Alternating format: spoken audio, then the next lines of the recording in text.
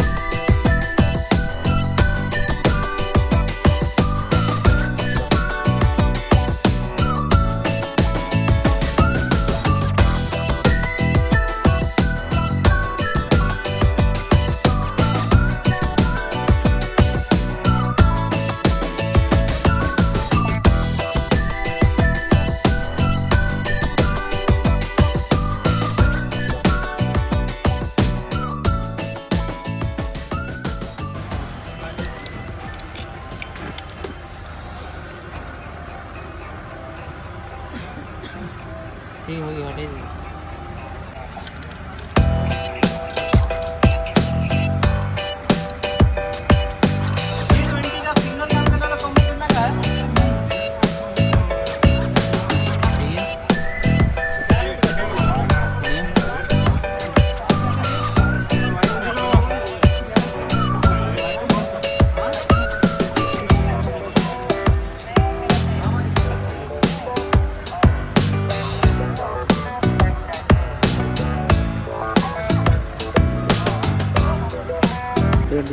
ठीक है नहीं बनी आगे बढ़ रहे